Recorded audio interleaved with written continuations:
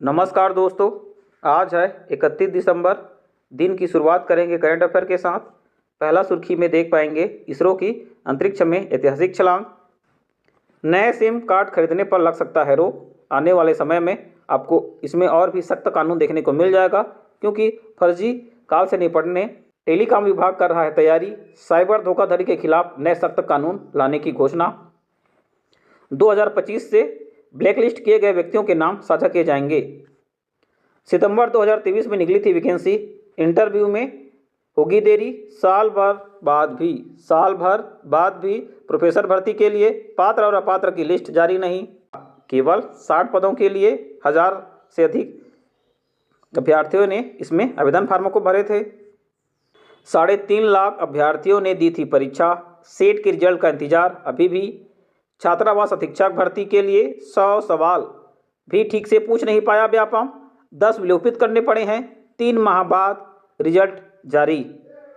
High court के division bench के फैसले को अवमानना याचिका पर निर्देश के बाद जारी हुआ आदेश। डीएड वालों को नियुक्ति का रास्ता साफ। 45 दिनों में पूरी करनी थी प्रक्रिया। 273 दिन बाद भी आदेश हुआ जारी। एकलव्य आवासीय विद्यालय कक्षा 6वीं में प्रवेश के लिए आज है अंतिम तारीख। पंडित रविशंकर शुक्ल विश्वविद्यालय बीएड फर्स्ट सेमेस्टर परीक्षा के लिए फार्म भरने का जो समय सारणी है, ये 10 जनवरी के बाद देखने को आपको मिल जाएगा। 3 जनवरी से शुरू हो रहा है पीजी की सेमेस्टर परीक्षाएं। 2500 केंद्रों में होगी 10वीं-12वीं की परीक्षा। बोर्ड परीक्षा के लिए 5,71,000 छात्रों ने भरा है फार्म। प्रदेश में गरिमामय ढंग से मनाया जाएगा गणतंत्र दिवस का समारोह। छत्तीसगढ़ सिविल जज भर्ती 2024 के लिए आवेदन फार्म भरना शुरू। 24 जनवरी तक है लास्ट डेट। एलएलबी पास अभ्यर्थी इसके लिए कर पाएंगे आवेदन। अगला सुर्खी में देख पाएंगे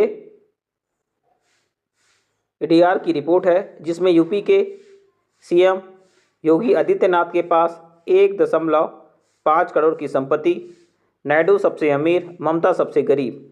ये आपका वाइट मनी है। ब्लैक मनी आपको कभी भी जानने को नहीं मिलेगा।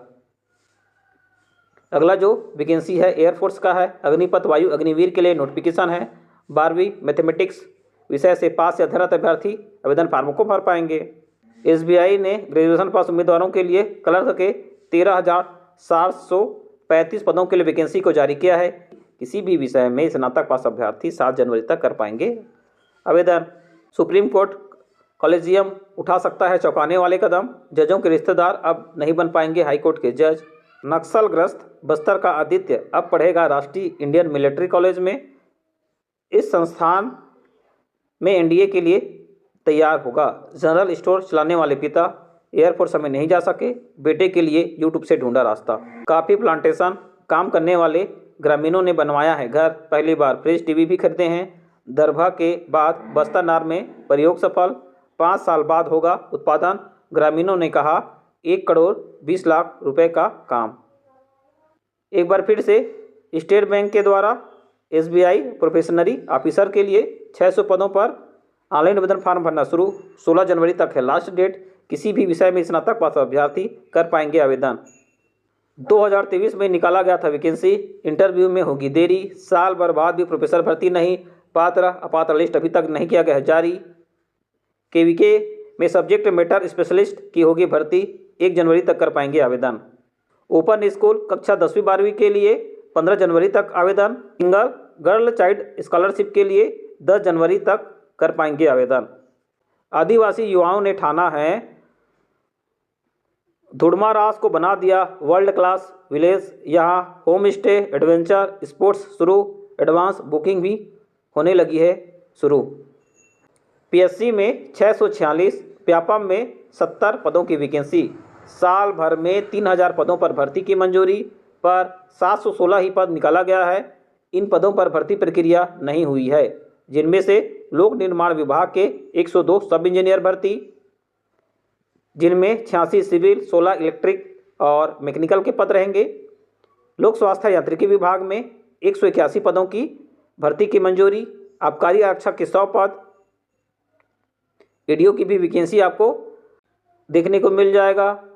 वहीं अटल नगर विकास के लिए 96, विद्युत निरीक्षक के 27, साथ ही न्यायालयिक विज्ञान प्रयोगशाला वैज्ञानिक के 28।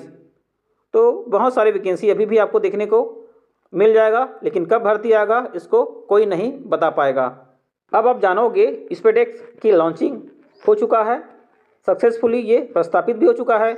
अब डॉकिंग कैसा प्रक्रिया है इसको भी आप जान लीजिएगा। पहला प्रक्रिया में देख पाएंगे वृत्ताकार कक्षा में प्रक्षेपित होने के बाद दोनों अंतरिक्ष यान 24 घंटे में करीब 20 किलोमीटर दूर हो जाएंगे। इसके बाद डॉकिंग और अनडॉकिंग प्रक्रिया शुरू हो जाएगा।